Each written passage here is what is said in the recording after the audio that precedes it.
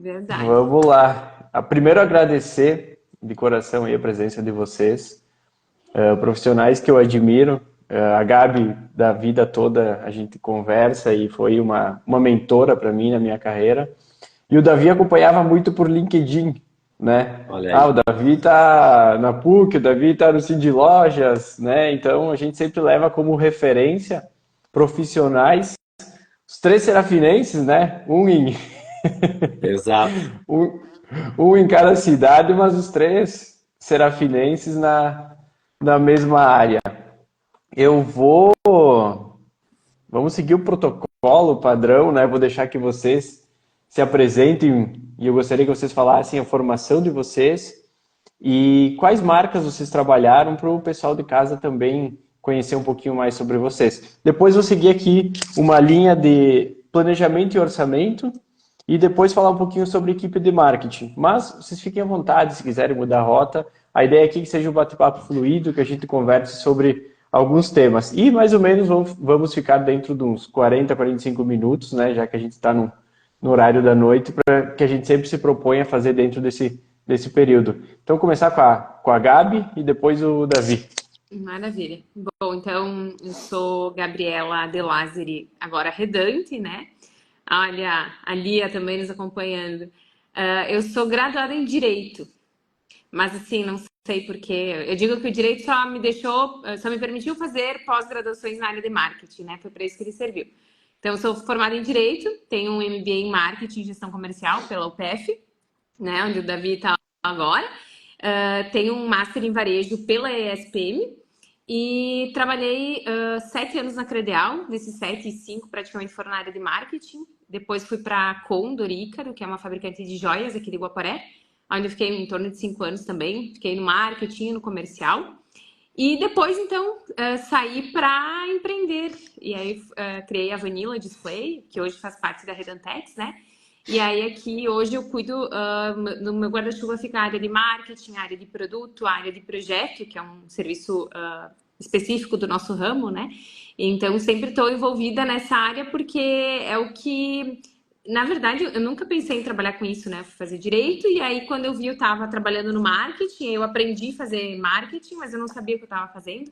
E por isso eu fui fazer uma pós depois que eu me formei e foi muito melhor do que ter feito a minha faculdade, porque a faculdade eu não sabia o que era aquilo e estava aprendendo na faculdade uma coisa totalmente nova.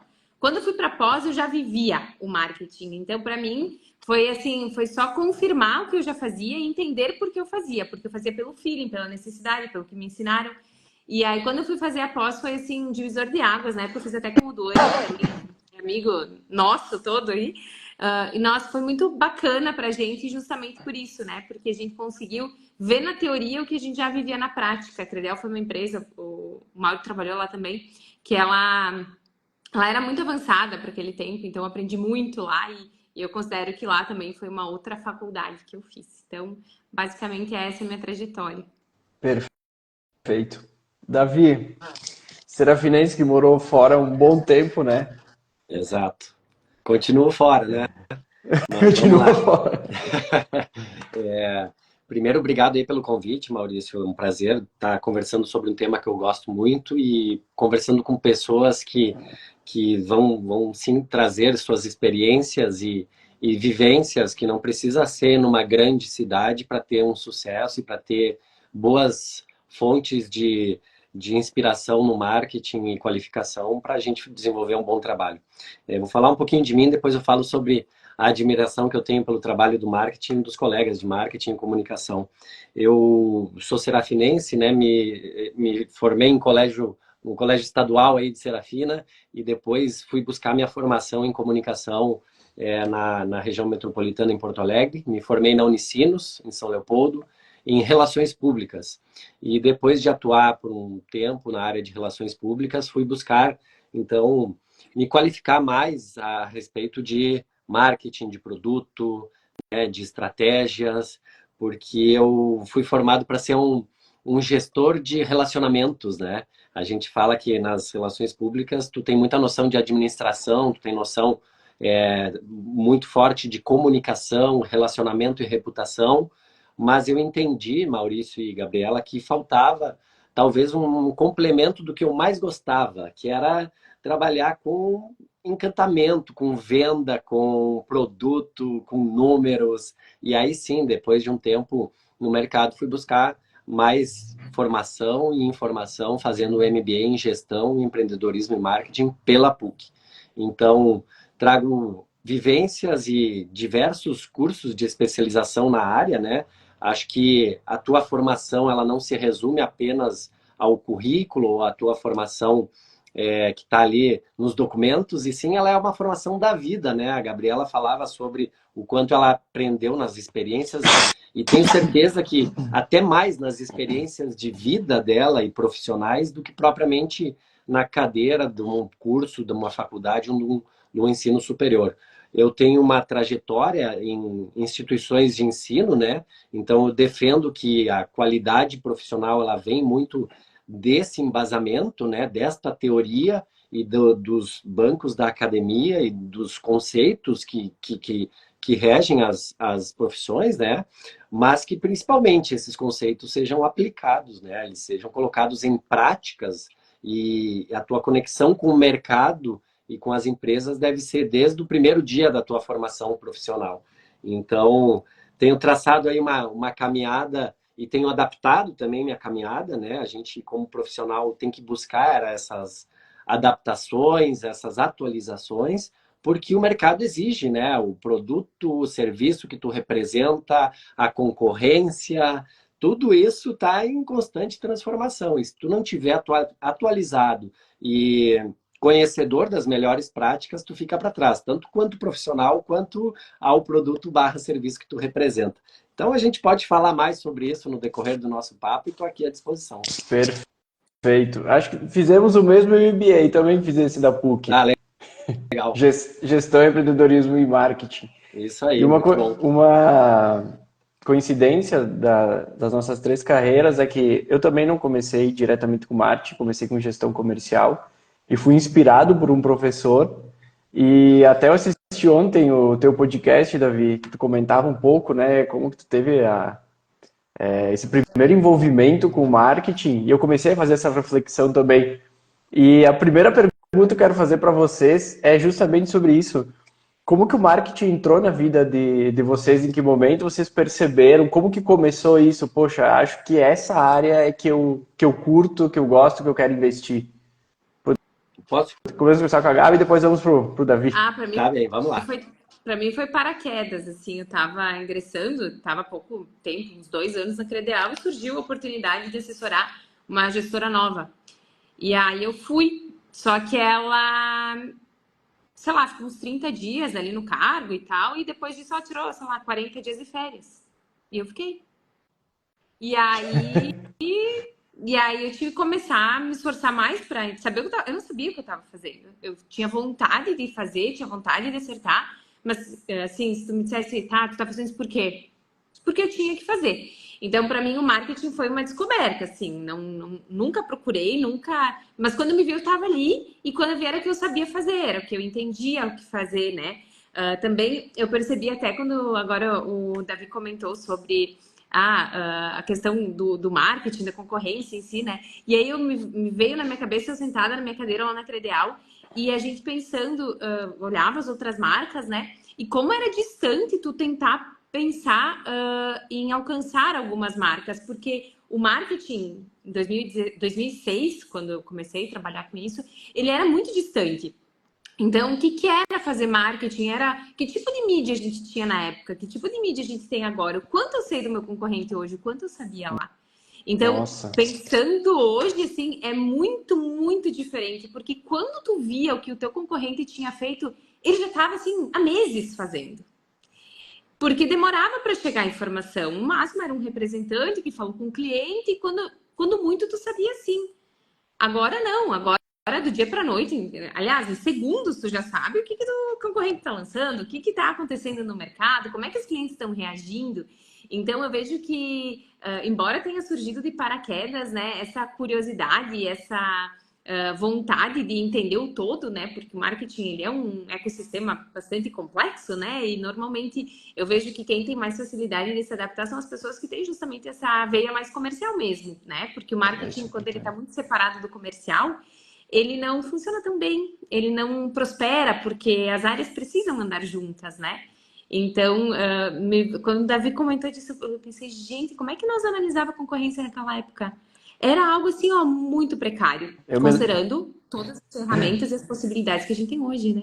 eu me lembro de fazer uma ligação, nós estávamos fazendo um estudo na Credeal, fazer uma ligação no concorrente para conseguir algumas informações como cliente oculto. É isso aí, Bela reflexão. A é gente isso aí. se vira do jeito que dá, né? E era o que É a ferramenta que tinha, estava né? bom também, né? Dava para fazer um estudo.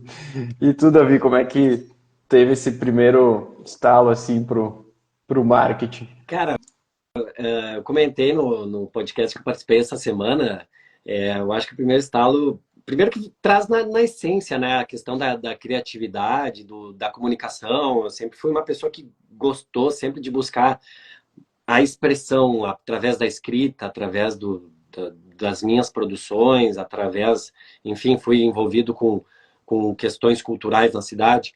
Mas eu acho que quando me despertou mesmo, Maurício, até comentava sobre isso, foi em Guaporé, cara. Olha só, foi no Achei Autódromo de muito bom isso Guaporé. aí. Eu sou um admirador do automobilismo e meu primeiro contato com o automobilismo foi no Autódromo de Guaporé. E eu, criancinha, lá na grade, cara, vendo as corridas, o que mais me encantava, além dos carros que eu era apaixonado, era olhar para aquelas marcas que estavam estampadas nos carros. E eu queria entender o que aquelas marcas queriam dizer por estar ali estampadas nos carros, que eu admirava tanto, né? E eu gravava de uma forma muito fácil aquelas marcas por causa da minha paixão por automobilismo. Então eu ia lá, como garotinho, eu via Stock Car, que era a principal categoria nacional, eu tinha contato com as principais marcas do Brasil. Eu ia para uma categoria de turismo no Rio Grande do Sul, eu via algumas marcas regionais. Se eu ia para uma competição ali muito regionalizada, como 1 quilômetro de arrancada, tá aqui o amigo falando, meu amigo Júnior Massolini, Fórmula Truck, eu tinha contato com outros tipos de marcas. E aquilo me encantava tanto, Maurício, que eu fui buscar. Cara, o que essas marcas querem fazer aqui expostas? O quanto que elas colocam de investimento? O que elas têm de retorno? Né? Como elas conquistam clientes apenas por estarem aqui estampadas na minha cabeça, que eu não conhecia, para mim era uma coisa muito curiosa, né? E achava que olhava para aquilo como admirador. Então eu entendi, e a partir desde muito cedo, o quanto que era importante a exposição da marca. Eu fui buscar conhecer um pouco mais, um primeiro contato com a publicidade, né? E aí eu aliei a minha paixão de comunicação, que vem lá do meu desde entendimento como pessoa, ao que eu de fato estava presente ali olhando nos carros de corrida. E aí então fui buscar minha formação em publicidade, né? Então, quando eu estava me decidindo pelo vestibular, lá olhando o guia do estudante da época, né? Lendo o Dia que do fazia um estudante. publicitário, me identificando, porém eu virei uma página, eu li relações públicas. E eu nem sabia da existência dessa atividade. E quando eu li todas as atividades, as atribuições e o mercado de trabalho e a atuação em mercado de trabalho, eu pensei, é isso aqui, cara, tem muito mais a ver comigo. E fui, então, me qualificar e fazer minha formação em relações públicas. E a minha paixão pelo marketing, pelas marcas, pela comunicação e principalmente pelo automobilismo, ela segue. Então, quando eu posso aliar e juntar as duas coisas em trabalhos, em ações, ou até mesmo em inspiração. Se hoje eu não trabalho de fato com automobilismo, mas eu me inspiro muito também em ações que acontecem dentro de um evento, dentro de um autódromo, junto a patrocinadores, junto a personas, a influenciadores que hoje todo mundo comunica, vem dali, da grade do Autódromo de Guaporé. Que legal essa tua história. Quando eu vi hoje, eu pensei, nossa, isso tem que ser compartilhado, porque é muito legal, né? Olha como que surgiu, né? Aí Muito ficou ali, bacana. né? Gerou uma curiosidade, né? Ficou Total. ali. E aí, com o tempo, tu foi entendendo de onde vinha essa curiosidade, né? E claro, fazendo parte disso, da porta para fora agora, né? Antes era Exatamente. do lado do consumidor e agora é colocando para fora através de uma empresa, né? nas marcas que tu já trabalhou, mas isso é bem importante, né? É tornar as nossas marcas, né? Não só, mas é um pilar importante, tornar as nossas marcas lembradas, né? Porque Com certeza. marketing é isso, né? E Eu até já até Exatamente. penso, E quem não é principalmente visto não é lembrado. Quem não é visto não vende, né? Então, é isso. E principalmente, né, pegar as pessoas pelo coração, né? A gente fala muito em propósito, em tom da marca, em discurso da marca, mas quando tu toca o coração da pessoa, tu não tá mais vendendo preço, né? Tu não tá mais apenas vendendo um produto simples, tu tá vendendo um outro tipo de serviço ou produto. E aí é golaço, né? Para o cara que tá vendendo e também para quem tá comprando. O melhor Isso aí. marketing é aquele que não parece marketing, né? Exatamente. Eu tinha notado sobre isso porque me chamou a atenção, tinha deixado até depois para a gente falar na equipe, mas vou puxar o assunto agora, porque o Davi abordou.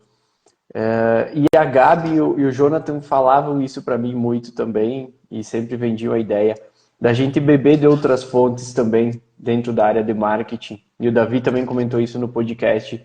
E eu acredito que isso seja muito, muito interessante. Eu também sou dessa ideia, porque desde trazer referências, inspiração para inovação também, né, Gabi? Vocês fazem muito isso por aí também. É importante a gente sair um pouco da nossa caixinha também do marketing e olhar para outras coisas, às vezes, que não tem nada a ver, mas que vai dar aquele, né, aquele estalo ali, a gente vai ter uma ideia É legal. porque realmente hoje em dia já existe praticamente tudo. Tu inventar alguma coisa é algo bem difícil, né? Mas tu conseguir trazer de uma outra realidade para uma aplicação para o teu nicho, para o teu segmento, para o teu produto, isso também faz parte da inovação, né? Há uns anos atrás eu tive a oportunidade de trabalhar com um cara muito legal que se chama Walter Rodrigues, ele é estilista, e ele veio fazer uma consultoria de moda aqui na Serra Gaúcha. E aí ele trouxe uma metodologia que é o 60-30-10, né? Então, 60% a gente trabalha, isso, por exemplo, se aplicando em produto, né? 60% dos produtos são aqueles básicos que todo mundo gosta, todo mundo quer, que tu precisa ter. 30% são aqueles que têm um pouco de inovação, um pouco de design, um pouco, né, um pouco mais ousados. E 10% é aquela coisa totalmente fora da caixa, para ti, muitas vezes, criar um conceito de marca, né? Então, o 60-30-10 é isso, é tu ter dentro do teu leque de produtos, por exemplo, na linha de produtos, é tu ter o espaço para te ousar também, né? Mas tu tem que ser uma empresa comercial. A nossa realidade é de empresas comerciais que precisam vender, precisam gerar negócios, né? E aí, quando tu consegue, talvez não nessa proporção exata, mas tu consegue dosar aquele produto necessário, né? Aquele produto que faz o cliente sair da zona de conforto dele, se interessa, e aquele que é totalmente diferente do que ele imaginava, é o que tu vai fazer com que isso aconteça, né? Que tu cria uma inovação, cria uma demanda nova, né? E normalmente, como tu faz isso? Buscando referências em outros lugares. Porque se tu buscar a referência no teu segmento, tu não vai evoluir muito, né? Tu vai, no máximo, chegar ali na fração dos 30, né? Mas a inovação não vai estar vindo daí. Perfeito. Eu concordo e gosto bastante desse assunto, principalmente quando se trata de inovação e de criatividade.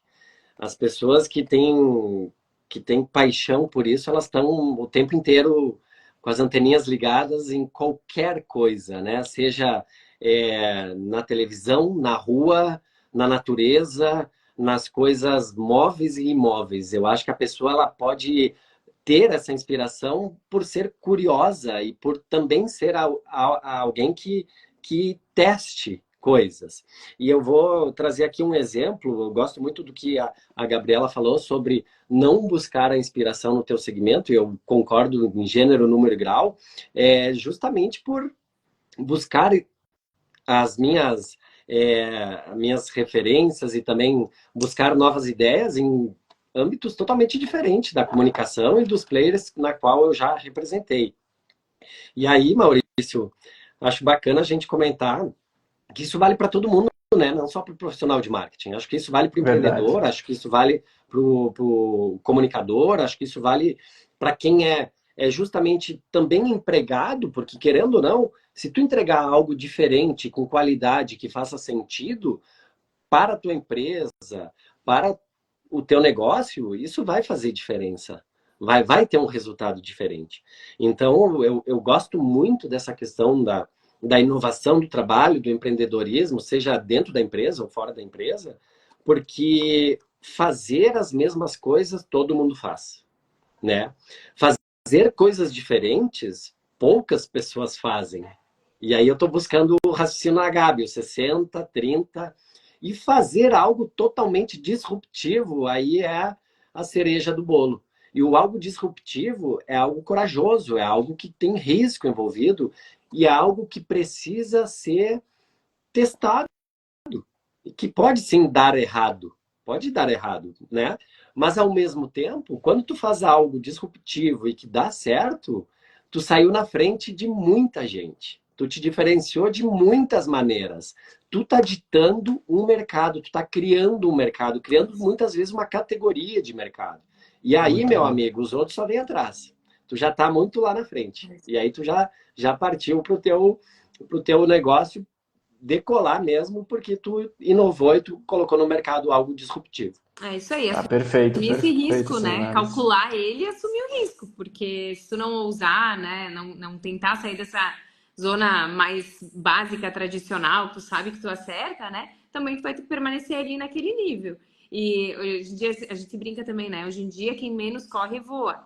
Então, tá todo o mercado assim, né? Então a gente precisa realmente estar atento. A gente precisa ser ágil, mas isso não quer dizer que a gente precisa se atrapalhar com isso, né? A gente precisa ter estratégia, né? E o marketing tem muito disso, né? Não adianta o marketing por si só se não tem uma estratégia e toda uma estrutura por trás disso, né?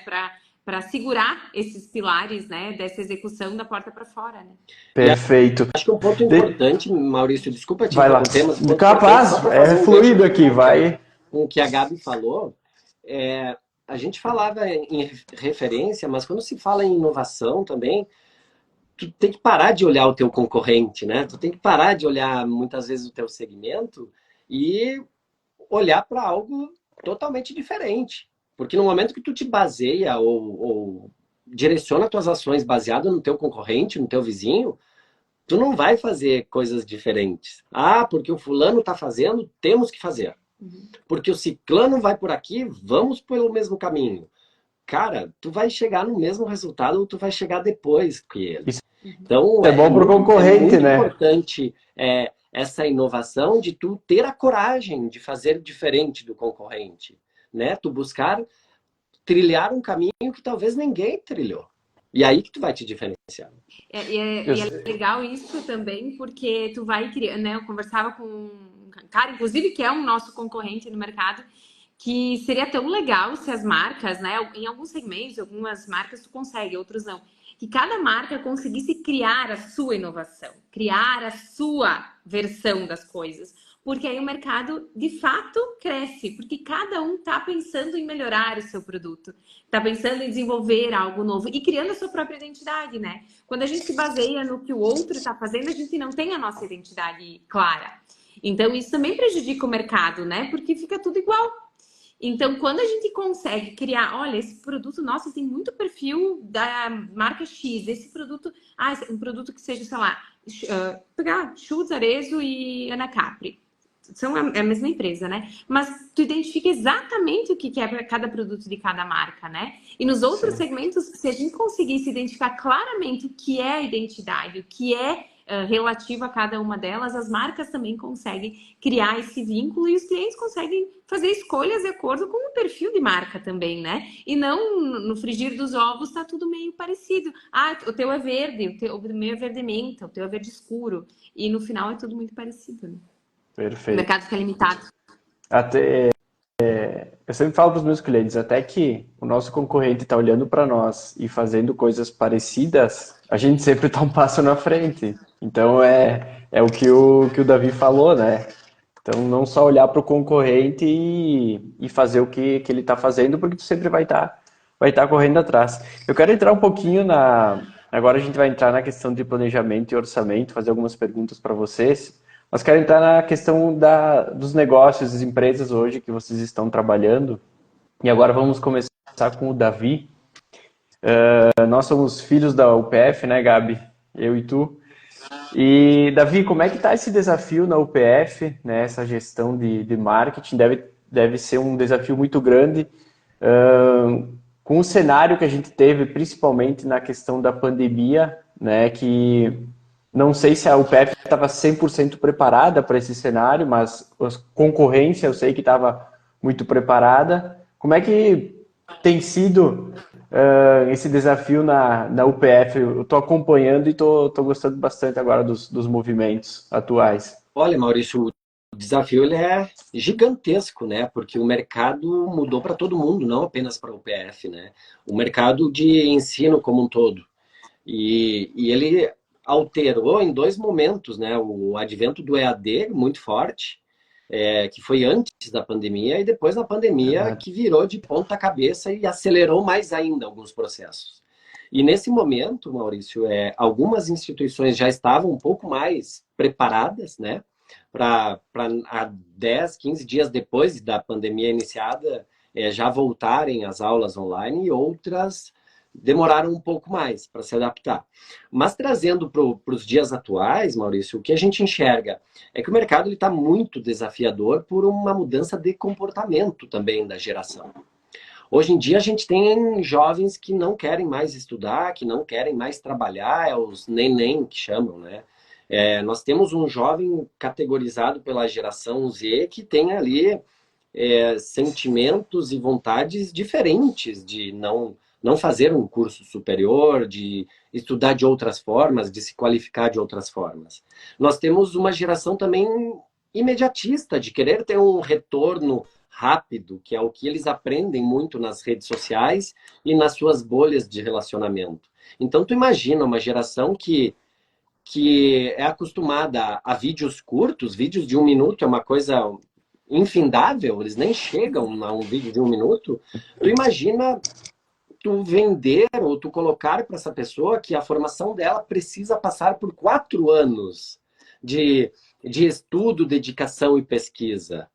Mas sim, uma formação completa, uma formação na essência, ela não é de uma hora para outra. Ela precisa de um tempo de maturação.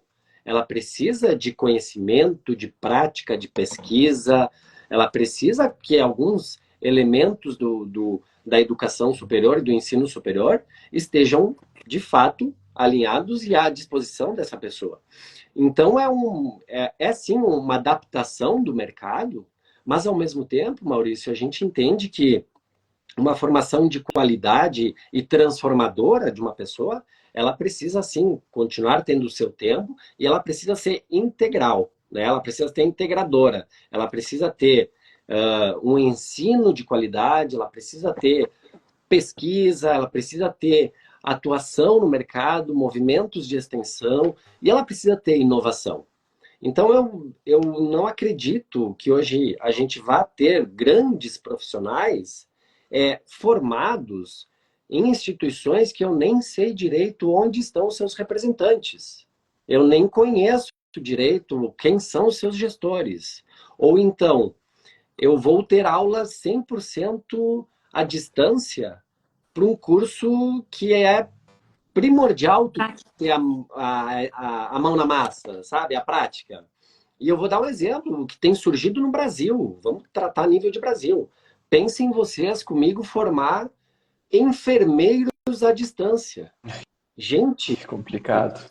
formar engenheiros à distância, entre outras profissões que a gente não pode abrir mão desta qualidade e dessa relação profissional, pessoal e de formação que se dá em sala de aula. Maurício, nós estávamos em reunião para um projeto de saúde, só para trazer um exemplo para vocês, que a UPF estava colocando à disposição na região, em alguns gestores de saúde em várias cidades, não foi uma, várias cidades da região, diziam assim para a gente: UPF, vocês não imaginam a qualidade que estão chegando os enfermeiros para trabalhar no nosso hospital. Eu trago a enfermagem somente como um exemplo.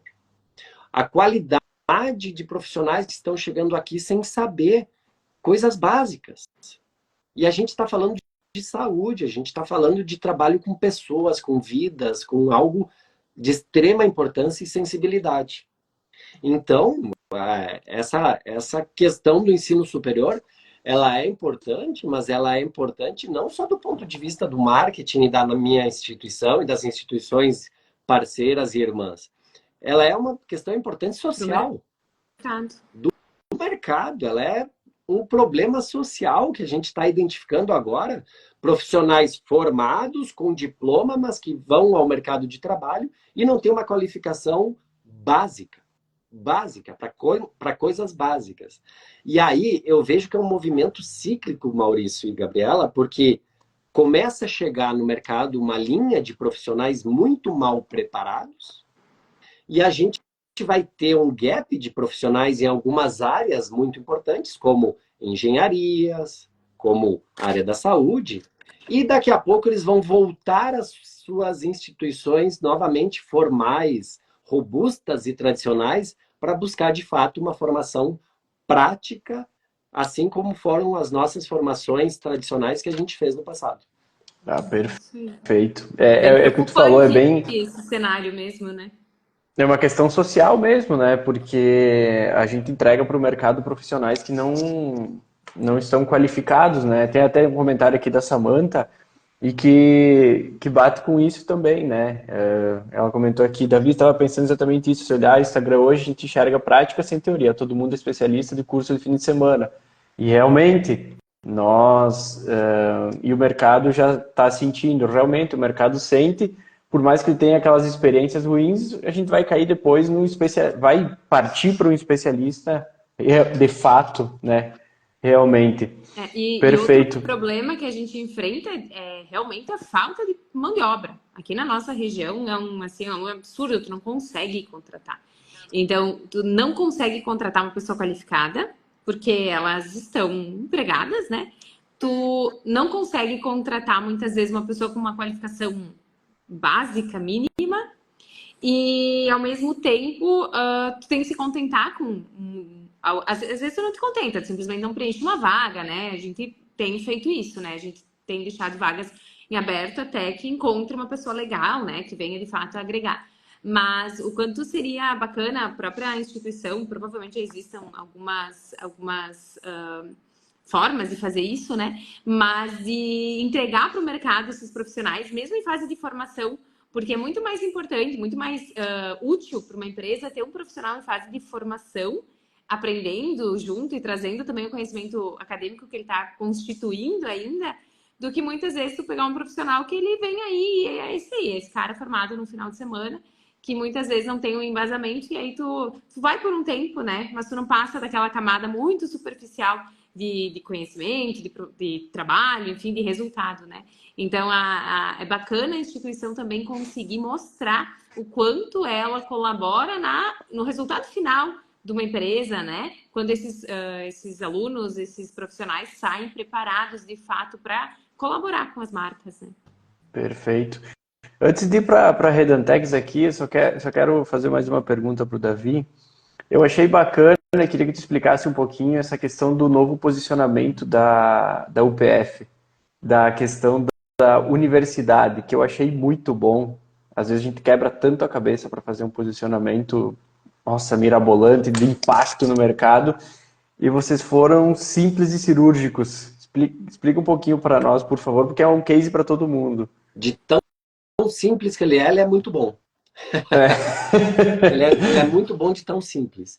E nós identificamos, Maurício, que esse posicionamento ele não precisou ter grandes sacadas publicitárias ou reuniões ou pesquisas. Nós identificamos que numa simples conversa e numa pesquisa que nós rodamos aqui em Passo Fundo e região, que ele já existia no coração e na cabeça das pessoas.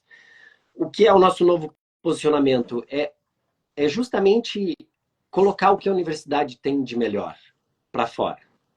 Sem grandes projeções, sem grandes frases de efeitos.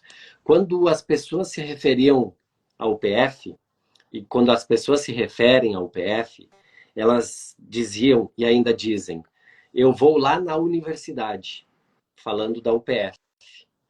Aqui em Passo Fundo, em muitos lugares, eles dizem, eu trabalho na universidade. E todo mundo sabe onde essa pessoa trabalha sem ela dizer o nome da marca. Eu estudei e me formei na universidade. A minha família fez universidade. E a gente identificou isso, Maurício, e entendeu que a universidade que eles falam é uma só. E é a UPF. Porque não existe outra universidade em Passo Fundo e região. Existem faculdades, existem cursos livres, existem N outras formas, mas universidade desta forma, né, com pesquisa, inovação, extensão e ensino como a gente tem, não existe. Então nós identificamos isso e nos apropriamos dessa essência que já está no coração e na cabeça das pessoas e nós reposicionamos a Universidade de Passo Fundo como a universidade. De tão simples, mas ele é tão carregado de história, tradição, inovação, atuação comunitária, porque a UPF ela é uma universidade comunitária, e principalmente desenvolvimento econômico, porque as pessoas, a grande maioria da região, né, na estrutura multicamp, Casca, Carazinho, Lagoa Vermelha e todas as outras estruturas, Soledade e Sarandi, a estrutura econômica da região ela passou pela Universidade de Passo Fundo. Ela passou pela UPF. As grandes empresas, os seus gestores, os seus CEOs, os seus representantes, na sua grande maioria fizeram a sua formação na UPF. E a gente entendeu isso, que Passo Fundo e região só tem um grande desenvolvimento econômico porque há 56 anos atrás surgiu uma universidade que pôde formar grandes profissionais, que pôde formar pessoas que fizeram a diferença nos seus ramos de atuação, que pôde formar grandes conglomerados de saúde, que hoje Passo Fundo é polo de saúde, muito em função da universidade. E hoje a gente reposiciona ela e lança para o mercado justamente esse slogan, que é simples, mas extremamente carregado de sentido, que é UPF, a universidade.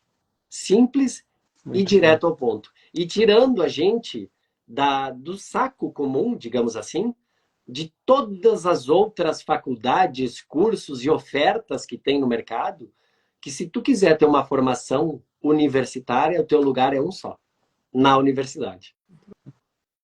Muito bom, muito bom. Quando eu ouvi, eu consegui me lembrar, fazer a associação da minha mãe falando isso aí e de alguns colegas falando isso. Eu pensei, caramba, é verdade. O pessoal fala mesmo, né? Exatamente, perfeito. É isso aí. Muito bom. É um marco. Vamos lá, vai lá. Nossa, total. Vamos entrar um pouquinho na Redantex agora, para depois a gente falar de planejamento e orçamento. Vamos ver se a gente consegue. Não sei se vamos conseguir cumprir o horário, vocês têm um pouquinho mais de tempo. Papo bom, né?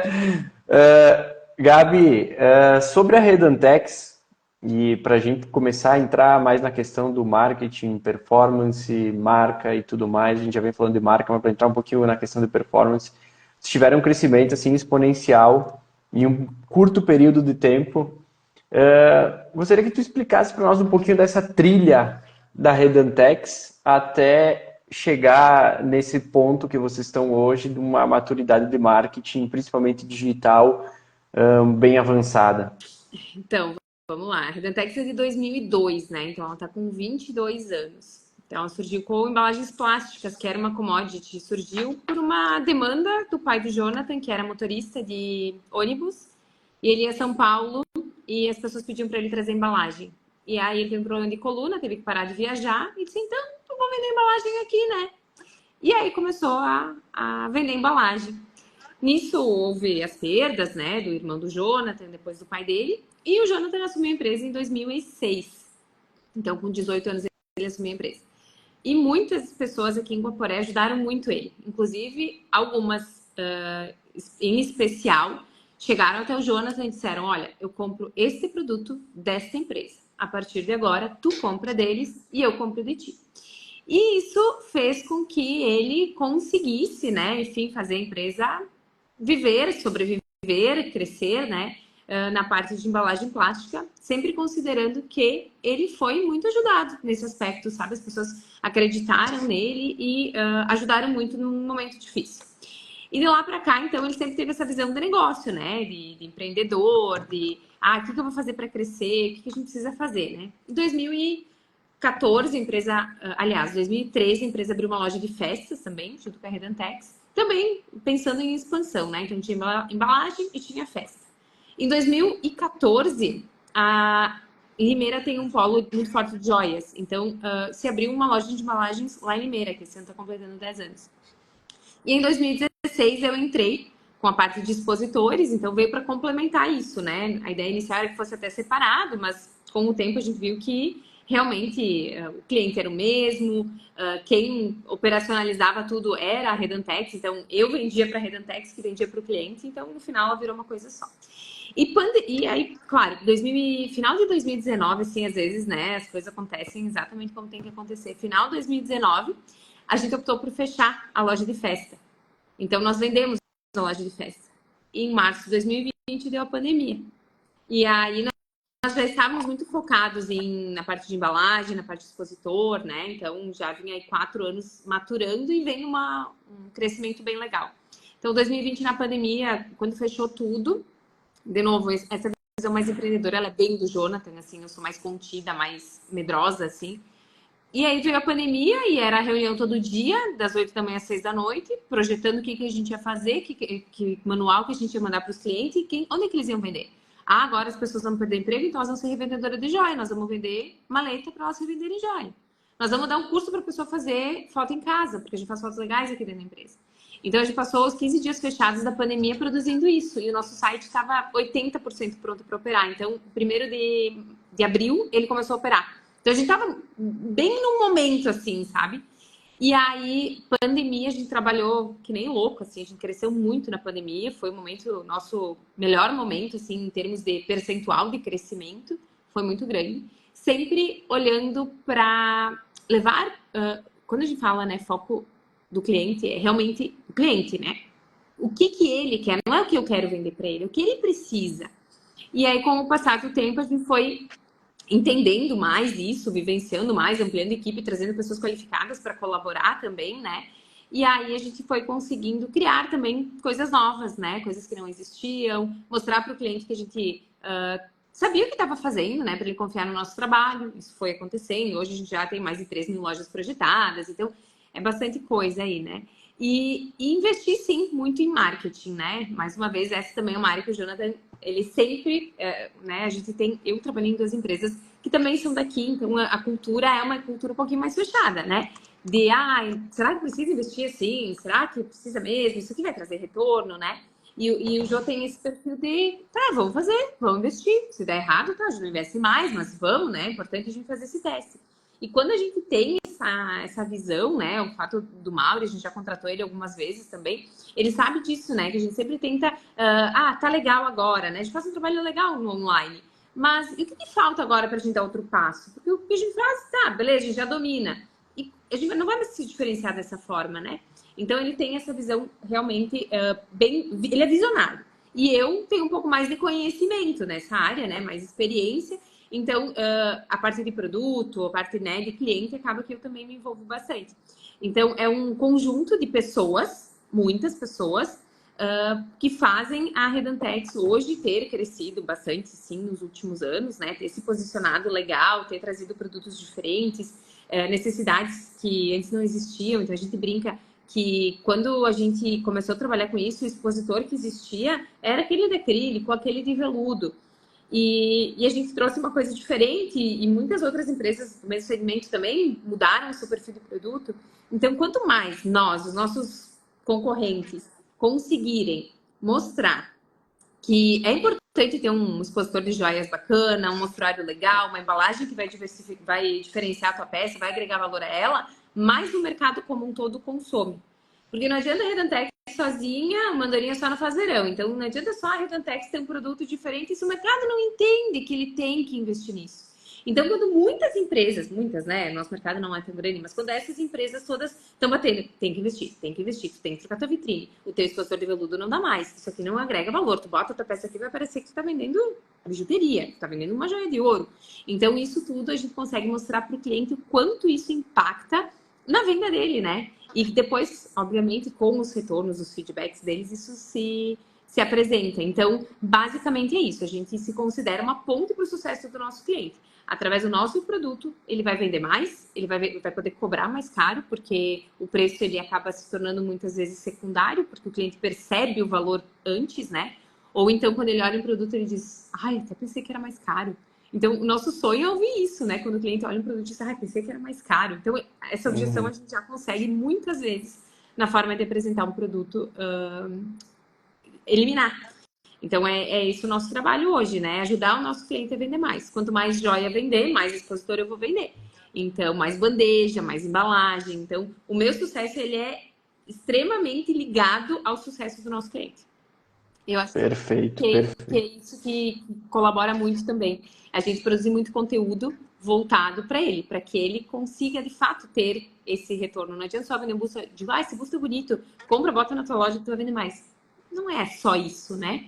Então, no caso da UPF, né? Ah, vem aqui na faculdade e cursa 4 anos e leva o teu diploma. Não, tu tem que te dedicar, tu tem que estudar, tu tem que pesquisar. Então, também tem essa outra parte. E a faculdade, a Universidade de Passo Fundo, ela é uma ferramenta para isso. E nós somos uma ferramenta para o nosso cliente, né? Então, muitas vezes é isso, é a gente fazer a nossa parte e ajudar o cliente a executar a parte dele, né? Então, são segmentos completamente diferentes, mas o resultado, ele depende, sim, de nós, em parceria com esse nosso cliente. O cliente de vocês é o aluno, né? O nosso cliente já é o lojista, a revendedora de joias, o fabricante. Perfeito. Vocês fizeram investimento, que nem tu falou, na Gabi, significativo e ainda fazem em marketing. E aí eu quero perguntar para vocês, tanto para o Davi como para ti, Gabi, como é que vocês têm usado os dados dos canais digitais para trabalho, para às vezes fazer uma mudança de rota, para fazer alguma interpretação sobre o usuário, sobre o cliente? Como é que você tem usado com as equipes de marketing de vocês os dados? Vamos começar com o Davi agora? Vamos lá. Hoje em dia, assim, não se fala mais em marketing sem falar em dados, né? A gente tem formas de mensurar e de qualificar o lead, de entender tudo o que ele precisa de diversas formas e com mais facilidade. A gente não tem mais aquele marketing do achismo, né? Não existe mais achismo. A gente pode mensurar e olhar para toda a jornada do cara, e isso é muito bom para o nosso trabalho, né? Muito bom porque tu vai justamente adaptando as ofertas e personalizando elas, né? Então, tu consegue justamente entregar algo muito mais adequado ao que o Maurício precisa, ao que o Maurício está buscando. Lá é um curso de uma especialização em marketing. Então, eu vou mandar para o Maurício nos seus canais digitais, nas suas plataformas que ele consome, o meu curso de especialização em marketing. Então, eu acho que essa área de inteligência de dados, principalmente utilizada de formas benéficas e corretas, né? Sempre respeitando o LGPD, sempre respeitando a privacidade também, né? Ela vem muito forte e agrega extremamente no negócio das pessoas, né?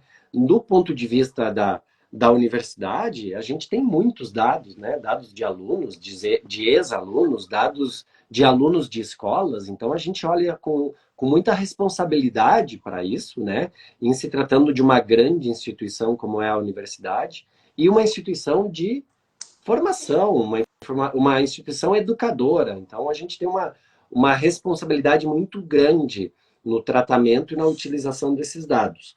Mas, em se tratando de campanha, Maurício, campanhas de captação, vamos trazer dessa forma, né, que é nossos principais esforços, né, nos vestibulares, verão e inverno, e nas captações de cursos híbridos e cursos de especialização, a gente consegue chegar muito mais direcionado nesse cara utilizando a inteligência de dados, né?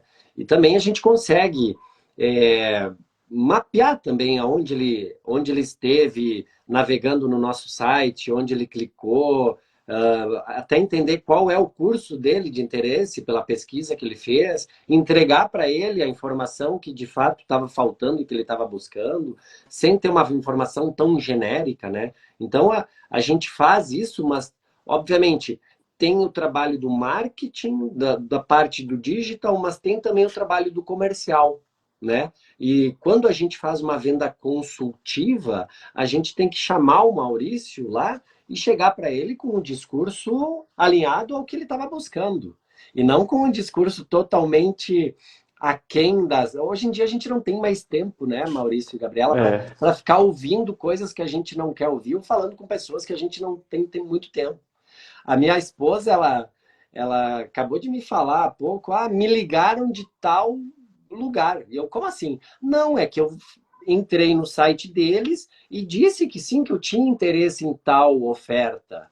Eu autorizei eles a fazerem isso. E quando eles ligam, ela atendeu, ouviu, conversou com a pessoa, né? E fechou, não é que fechou o negócio, mas ela pôde escutar uma oferta que ela queria ouvir. Isso para te fechar um negócio é muito mais fácil do que tu ligar para alguém, primeiro, que não vai te atender. Se te atender, vai te ouvir durante 3 segundos. E ainda vai ficar pé da vida contigo e com a tua marca, porque tu está sendo totalmente inconveniente. Invasivo. Diga.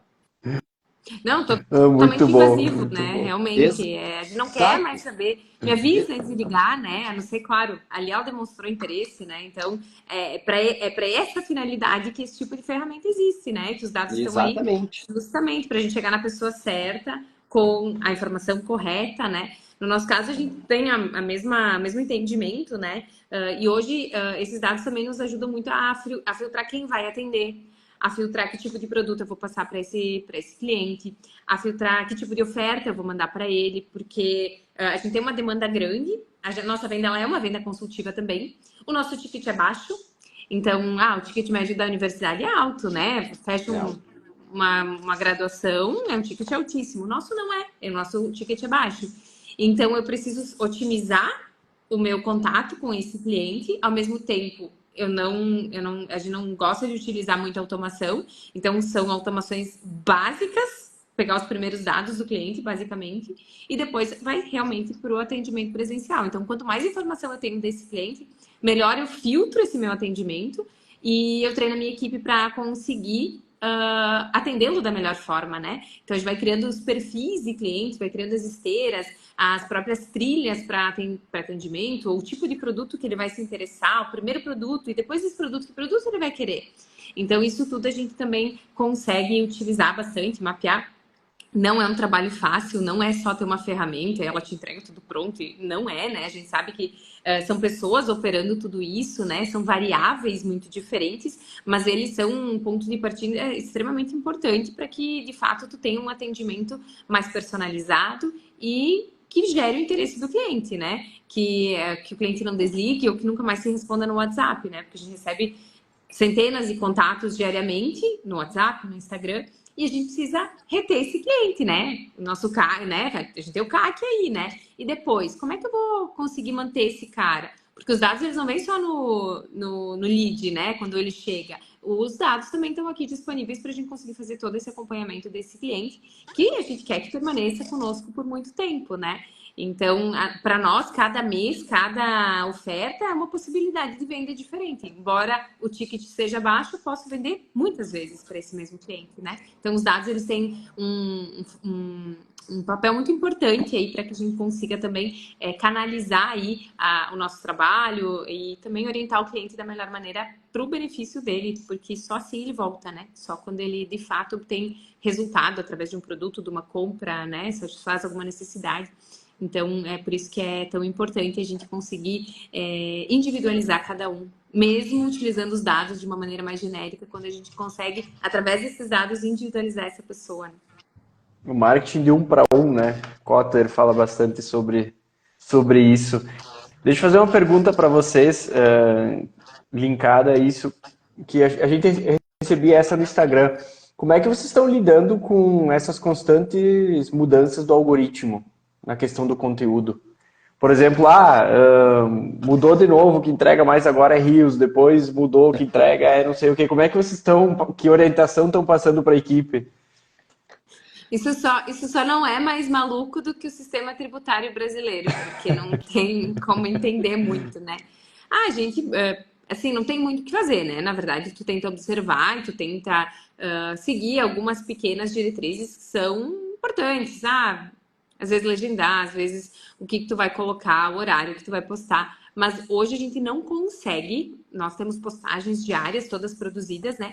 A gente não consegue identificar exatamente algo que o algoritmo vai entregar.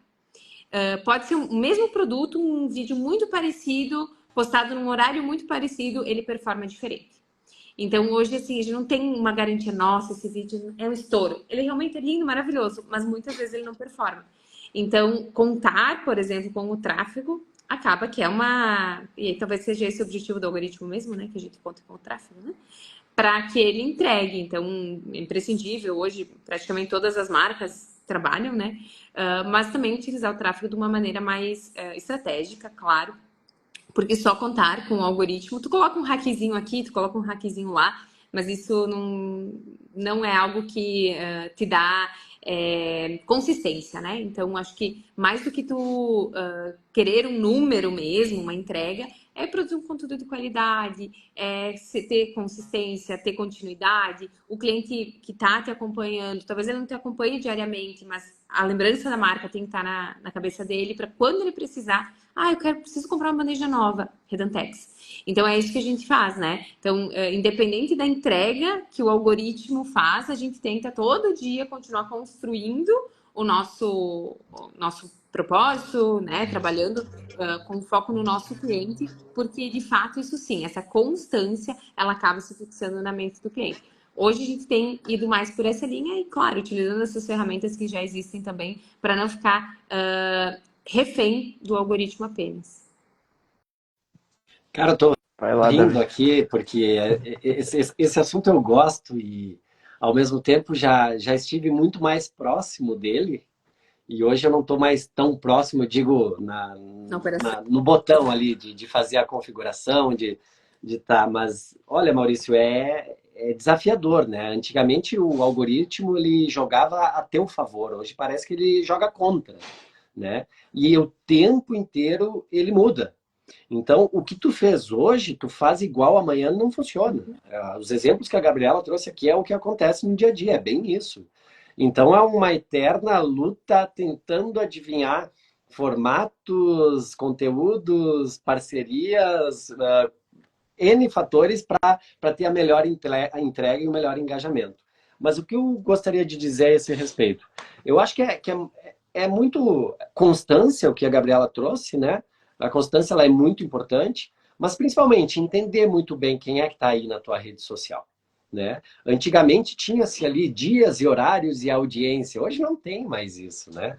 É entender o que o teu público quer ver, quer ouvir. Ele não quer mais aquela venda agressiva, ele não quer mais oferta, preço, preço, preço. Ele quer ver um storytelling bacana, bem produzido, ele quer ver o valor daquilo.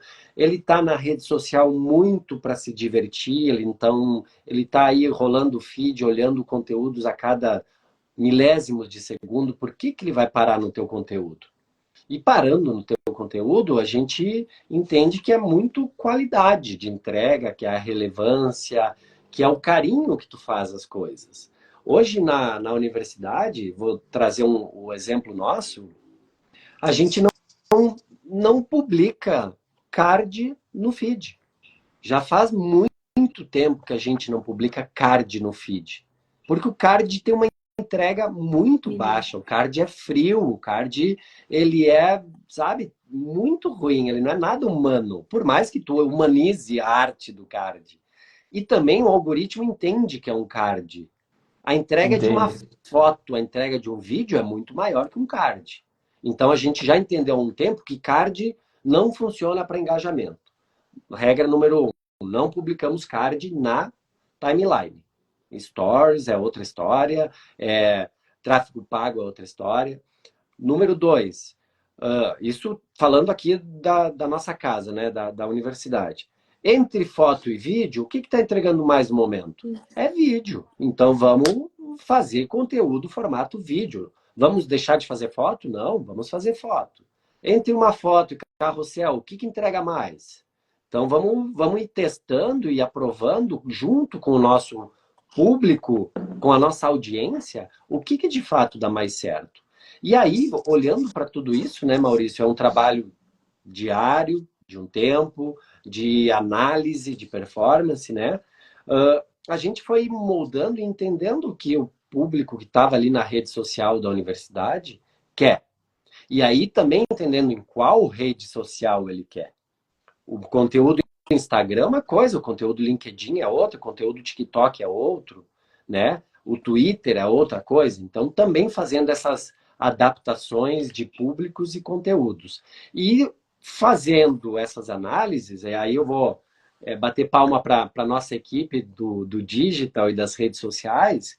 A UPF, no ano passado, Maurício, ela foi o Instagram, olha só que legal, ela foi o Instagram de instituições de ensino superior que teve o 7º melhor engajamento do Brasil.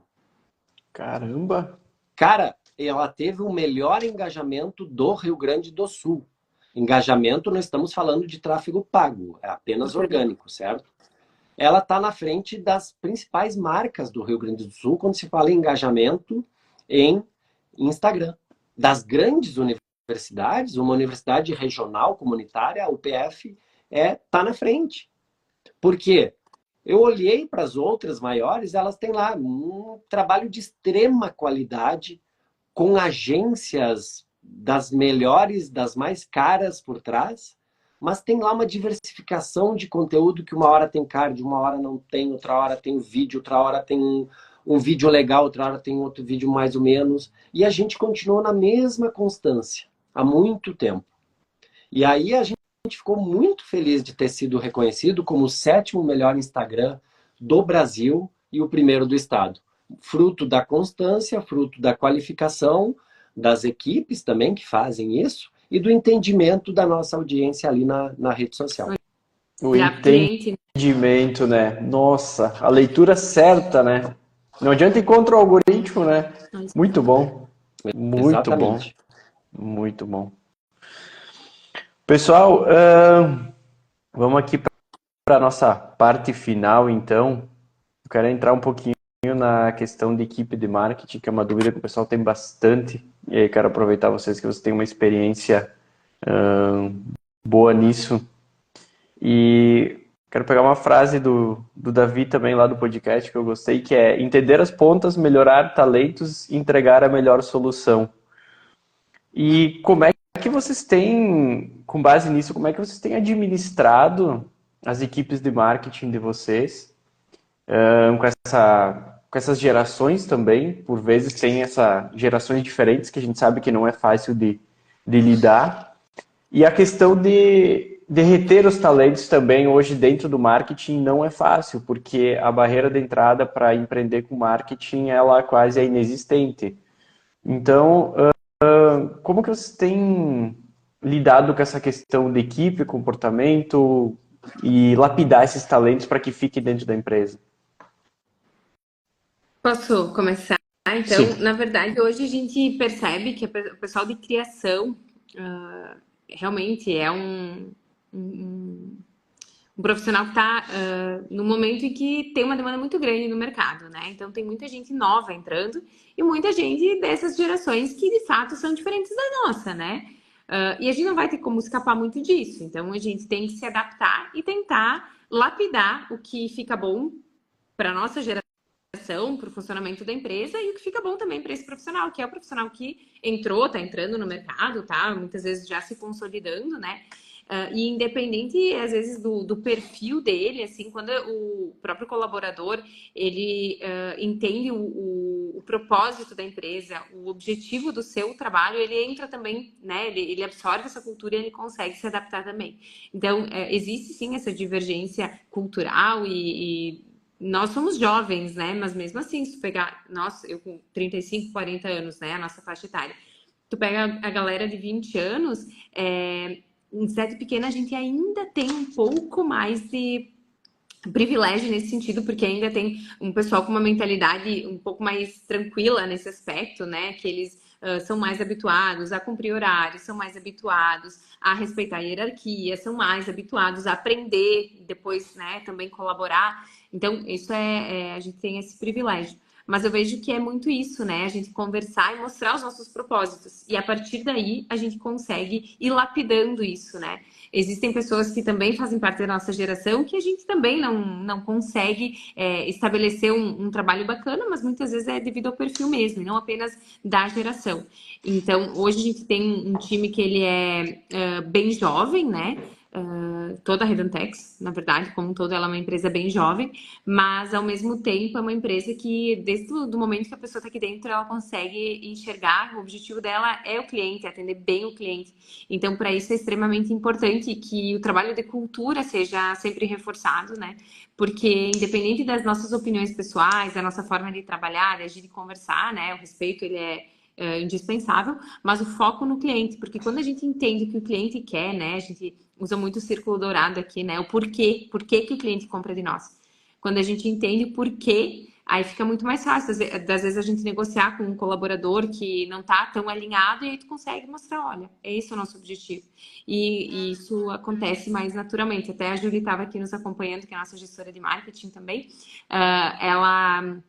Ela também tem muita facilidade nisso, né? De conseguir demonstrar a importância de determinada tarefa, de determinada atividade, e isso engrandece muito a equipe, né? Porque a gente consegue trazer pessoas com pensamentos, ideias diferentes, visando um único objetivo. Então, isso é bem enriquecedor. Então, só realmente conseguir alinhar todos, né? Para que cada um, dentro das suas particularidades, consiga olhar a empresa, olhar o cliente. E aí sim a gente consegue superar essas divergências, né? Considerando que elas vão permanecer. Maurício, eu diria que é um enorme desafio a gestão de pessoas nos dias de hoje. A gente tem gerações diferentes no mesmo ambiente de trabalho, né? Em todas as empresas. Nós temos choques culturais bem importantes e nós temos questões culturais, empresariais, que também chocam com essas gerações, né? Então, a Gabriela falou sobre cultura. Eu acho isso extremamente importante, deixar claro e presente a cultura da empresa e o seu propósito para essas equipes. Por que que nós estamos aqui e para que nós estamos aqui? E qual é o foco e a estratégia da empresa. Então, eu bato muito nessa tecla de ter clareza da onde a gente está para onde a gente vai, para que todo mundo entenda onde a gente quer chegar. E aí, para que todo mundo trabalhe também em prol disso.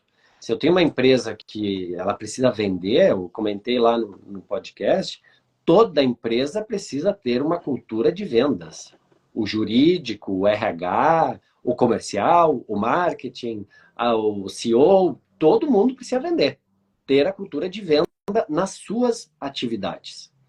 Então, eu acho que o desafio é justamente colocar todo mundo na mesma página, em atividades diferentes. Ter todo mundo a clareza do propósito, da onde a empresa quer chegar e o porquê que ela quer chegar lá. E, de alguma forma, comunicar isso com clareza diariamente, mantê-los informados, seja com notícias boas ou não tão boas. E quais medidas estão sendo tomadas para essas notícias que não são tão boas assim. Porque isso tranquiliza, isso gera confiança, reciprocidade do teu colaborador, isso gera sentimento de pertencimento. Quando tu tem isso, tem pessoas engajadas para o teu trabalho. elas se importam se a tua empresa não está tão bem, porque é o trabalho delas que também está ali em jogo, caso a empresa tiver dificuldades. Elas se importam porque é o trabalho do colega que ela gosta também. Elas se importam porque daqui a pouco o meu produto não vai estar tão bem exposto perante a concorrência. O produto que eu tanto trabalho, que o meu colega tanto trabalha, que a gente tanto dá um duro danado aqui no nosso dia a dia.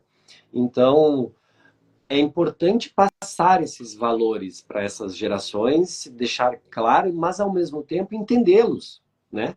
Que eles têm um imediatismo diferente, que eles têm necessidades diferentes, que eles têm sentimentos muitas vezes diferentes, que eles querem se expressar muitas vezes diferente do que eram as nossas gerações antigas, que apenas cumpriam ordens de cabecinha baixa sem questionar. Não existe mais isso. Hoje a gente tem que sentar, ouvir, dialogar, ouvir opinião e buscar o entendimento, tudo isso dentro de um negócio, para fazer rodar um negócio. E se tu virar as costas para esse tipo de comportamento, meu amigo, cara, daqui a pouco tu não vai ter gente para trabalhar, porque daqui a pouco toda a tua força de trabalho vai ser essa geração. Então, tu tem que estar aberto e se moldar também, nós que estamos ali na faixa dos 40 e buscando desenvolver negócios, desenvolver carreira, desenvolver pessoas, a gente tem que ter esse olhar humano, esse olhar de acolhimento, esse olhar do entendimento do Maurício, não apenas, desculpa usar o teu nome e a tua pessoa como exemplo, mas não apenas como profissional, mas como pessoa, com quem que ele mora, com quem que ele vive, qual é o perrengue dele para vir trabalhar até a empresa no dia de hoje. Ele vem de ônibus, de carro, de bicicleta, como é que ele está nas suas atividades extra profissionais, ele é uma pessoa social, ele está bem, não está bem. Eu acho que são conversas e uma construção de confiança do dia a dia, e o gestor tem que estar atento a isso.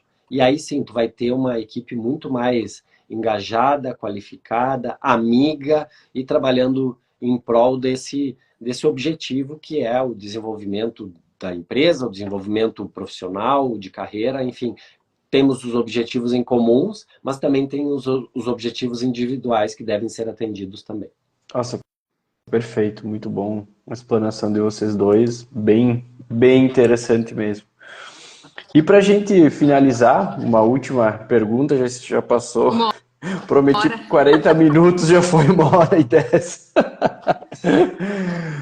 Só mandar um abraço para um amigo em comum aí de nós três, o Eduardo Cereza, que comentou aqui na live. Grande abraço.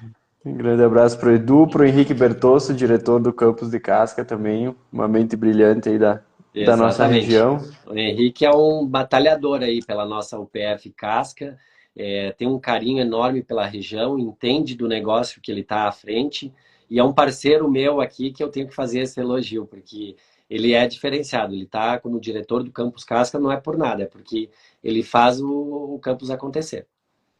O Henrique, nossa, tive a oportunidade de conversar várias vezes com ele, é um cara genial.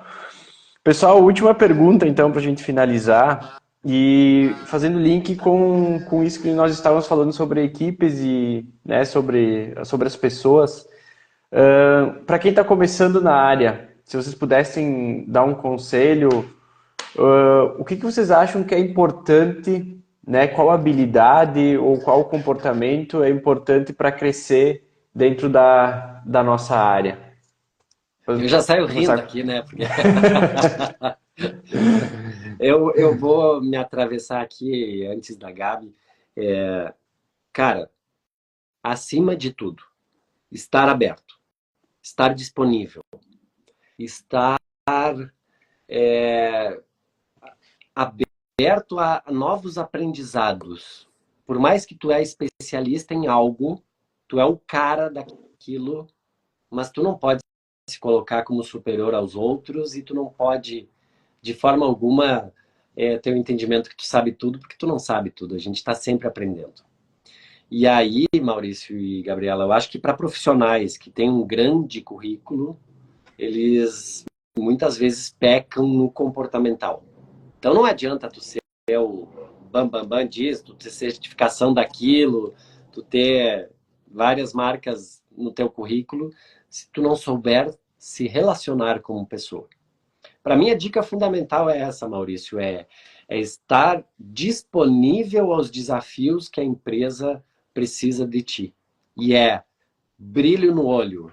Por mais bordão e clichê que seja, mas é o que, de fato, muitas vezes eu seleciono pessoas e já fui também selecionado por ter brilho no olho. Porque eu sentei na frente de uma pessoa, ou essa pessoa sentou na minha frente, e não era o meu melhor candidato.